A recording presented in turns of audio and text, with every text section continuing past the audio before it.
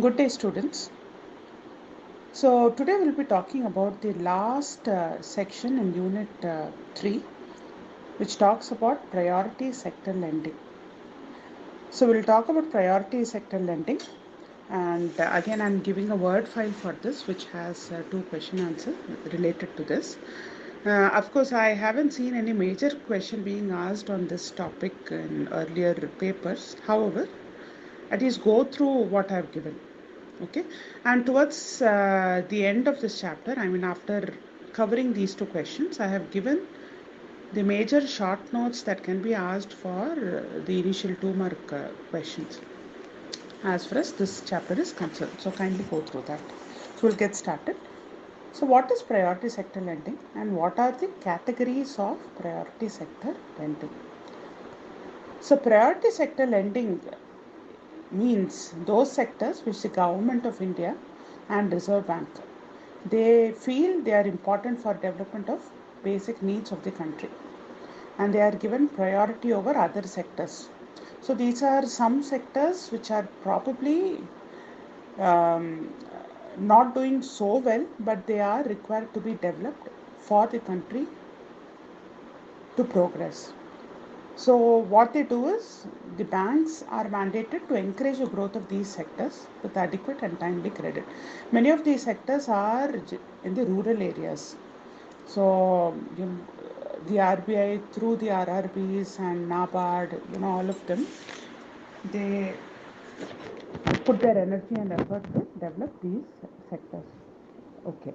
What are the categories of priority sector? Categories naturally include agriculture, micro, small, and medium enterprises. Okay, education. So education, especially in rural areas, housing. Then you have social infrastructures like construction of toilets, which was very famous. Renewable energy. So India has done exceptionally well in terms of solar energy development, and so we are hoping to see the positive effects of that probably in the next 6 7 years.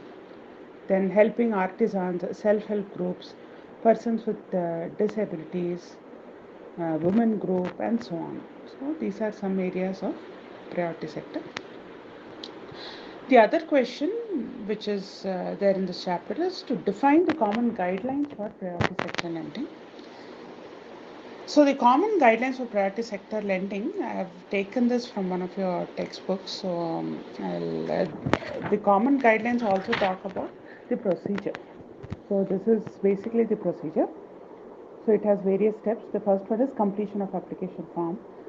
So anyone applying for loan or credit in the priority sector needs to complete the application form, right?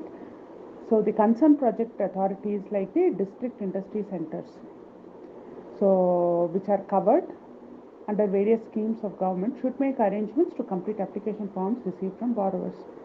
So these are people's intermediaries who help. Okay, the staff of the bank also should assist the borrowers in completion of application forms. Once application form is complete, what is the next step? It is issue of acknowledgement of loan application. So bank should also provide acknowledgement that they have received the application and that it is under review or process. Okay. Then disposal of application. So once a decision is taken on whether loan is going to be sanctioned or whatever steps are going to be taken, it should be disposed of. All loan applications received should be disposed of within the time frame defined by RBI based on each sector. So for industries it could be different, for education loan it could be different timeline. So it is RBI's direction and that should be adhered to. But the general guideline is that loan application should be disposed of within 4 fortnights up to a credit limit of 25,000, and for over 25,000 they can take up to 8 to 9 days. Then again, the other thing that happens during processing is rejection of proposals. Branch manager of a bank may reject applications provided the case of rejection is verified subsequently by divisional or regional managers. Okay, so the branch manager can reject the application. Of course, he should stay away from application received from SC/STs. That rejection for SC/ST application will be based on levels higher than branch manager. Then, registration of applications received and disposed. Banks are to maintain a register. Okay, this is not registration, I'm sorry, this is register of applications received and disposed.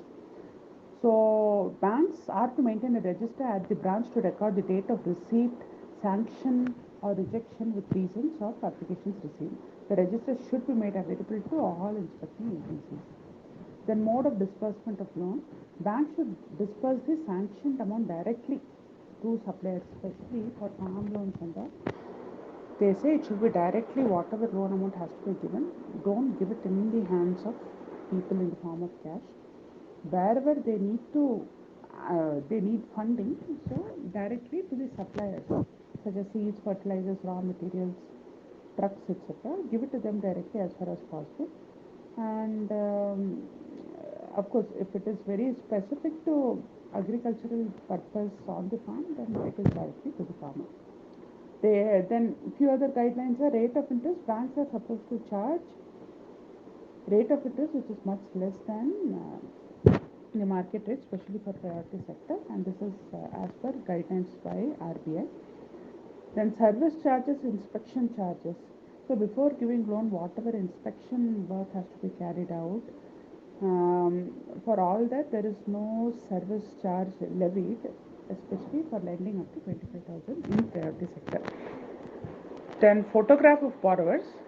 There is a requirement of photograph of borrowers for the purpose of identification, but bank should make arrangement for photographs themselves and not load the borrowers. And then finally, there is guideline on the discretionary power. All the branch managers of banks have some discretionary powers to sanction proposal from weaker section without reference to higher authority. Branch managers do have some additional powers where they can take independent decisions without going to higher ups. Okay. So this is and that's it about priority sector. In case while going through question papers, if I come across some other additional questions, then maybe I'll share it at that point. So as of now, I don't think we need to spend more than this time. More time on this particular topic. Okay. Thank you so much.